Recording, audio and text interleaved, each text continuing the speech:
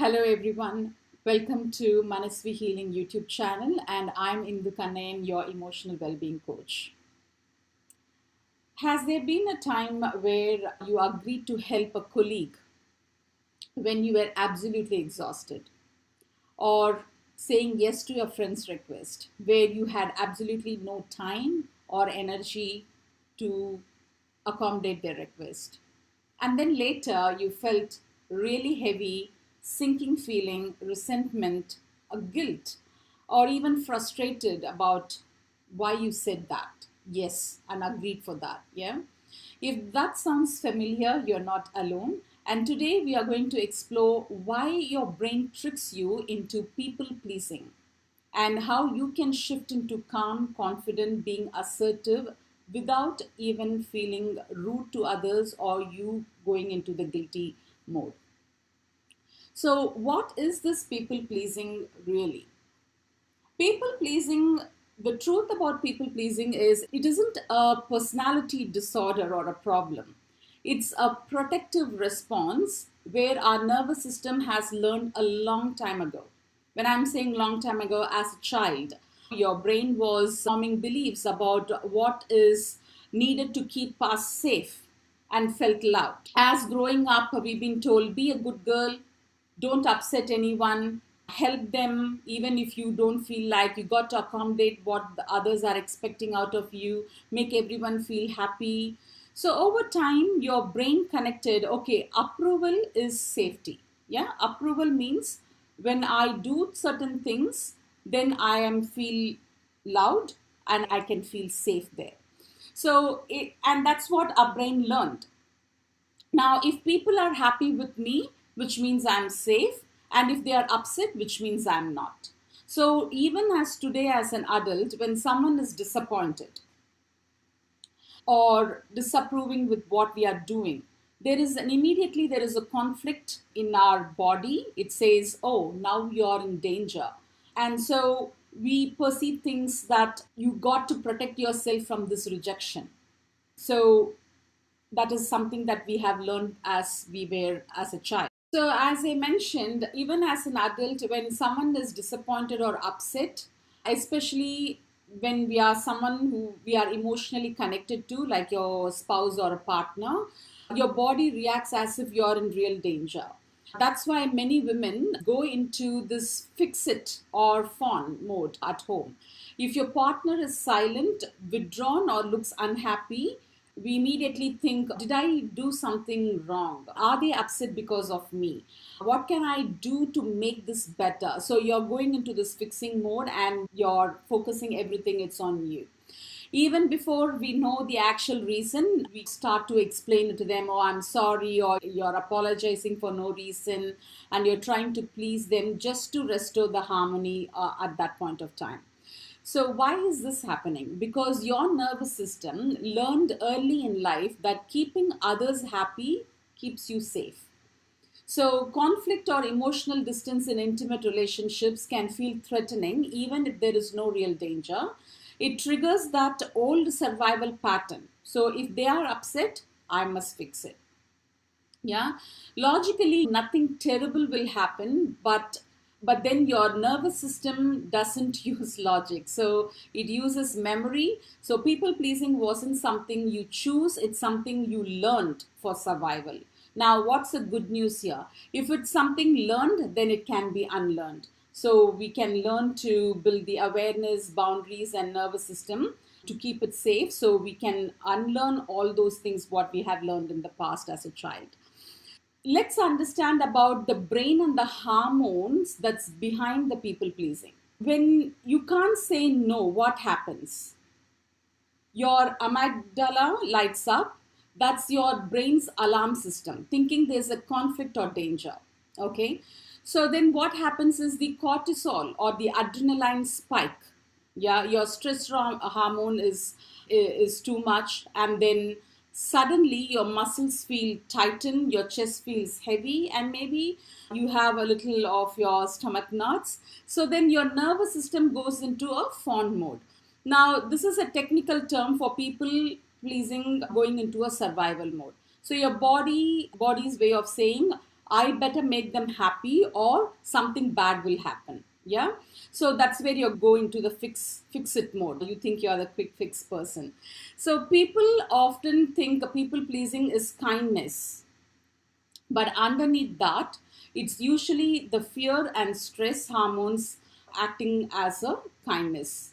But over the time, what happens is if you're a people pleaser for anything and everything, you feel your energy is completely exhausted by the end of the day. Like you feel like you're burnout and there is an emotional exhaustion. And then you're feeling that people are not taking you into, not seriously, but they're not valuing you. You feel you're invisible in the relationship. And over the time, you will have the low self esteem as well. So, people pleasing isn't compassion, it's your nervous system trying to avoid rejection. Let's understand this. So, then people may then think, okay, if I'm going to be assertive, and people have felt this as well. Some of the people who are assertive, they've been regarded, they are rude, right? So there is a difference between assertiveness and aggressiveness. Okay. So in a simple way of saying, if someone says my opinion matters most and so does yours, is assertive. Like they are still saying their opinion, at the same time we are not disregarding or disrespecting what others have to say. Whereas in aggressiveness, what I say matters the most. I don't care what your opinion is. That is aggressive. So now, when, say for instance, in a last minute your friend is requesting you to probably babysit or come over to their house to do something, and you're absolutely tired, you had a long weekend and you have something else the next day which you have to start preparing yourself early, and you know that what they are asking is really important, but at the same time what you have to do is also equally important. And so instead of saying out of fear, oh, I'm sorry, I can't make it, assertive people, or people pleasing behavior, we say, okay, I'm coming there, you go there, and then you feel like emotionally exhausted. Assertive people will say, I really do want to help you, but hey, listen, these are the things I've got to do, and unfortunately the last minute request I'm not able to accommodate. Definitely I would be up there any other day, just not for today. And then when you say that, you're just expressing yourself in a nice manner, and that's not rude, right? So when you communicate assertively, what happens is your body actually releases oxytocin and serotonin, and that makes you feel safe and confident. Yeah. So you feel grounded, authentic, and empowered. So assertiveness, like we kind of judge people by the way how they respond to our request.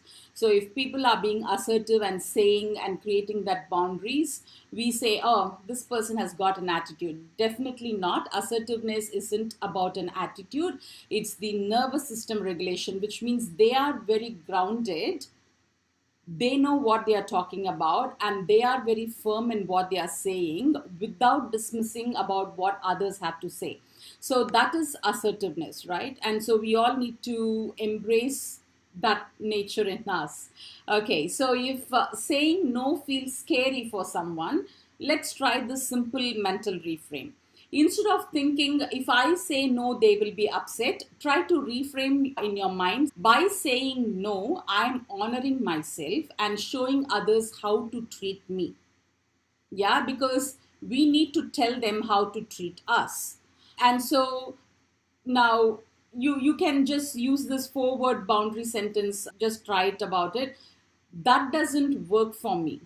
So this is it. That doesn't work for me doesn't mean that you're not hurting them, you're not saying anything aggressively. You just say, oh, that whatever they are requesting, oh, that doesn't really work for me. Now this is no apologies, no explanation, no guilt. In short, you're very clear and very respectful of the other person as well. So Try to use the words that you feel comfortable to say rather than bluntly saying, no, I can't do it. Use the words that would make them understand you're having your own boundaries and for them to respect for where you are coming from. So, people pleasing, is it not? That's not your identity or that's not your personality issue. It's a learned pattern, and anything that we have learned or picked up from our childhood which is not serving us, we can unlearn it. So, inside Manasvi Healing, we help women release these old patterns, rebuild the self worth, and create healthy boundaries that really makes them feel good about it. So they feel safe, they are having the clarity in their mind, and they are guilt free. That is important. So with small boundaries, it's easier for us to build this assertiveness within us, and also able to communicate in that fashion to people who are close to us and also in the social setup as well. So I would say celebrate each no and watch how your emotional energy shifts. And how you're saying no matters a lot as well. A blunt no might sound rude to others. So use the words that I have suggested or anything that suits your way of communication as well. Which is harder? Let me ask you a question. Which is harder for you, saying no or asking for help? I think if saying no is something harder, then which means you need to seek help of knowing how to say no. If you want deeper support to break free yourself from people pleasing and you want to feel that assertiveness in you, we do run a free 5-day Manasvi Healing Emotional Awareness Challenge. So you can join us, and there is a link there in the description. So you can join us, and it runs every month, and you can then learn the nuances of how the patterns are being created and how you can break free from that and live a real healthy life, emotionally healthy life. Okay, so I believe this particular piece would help you in certain ways if you're a people pleaser. And do comment and subscribe our channel, and I'll see you all next time. Until then, namaste.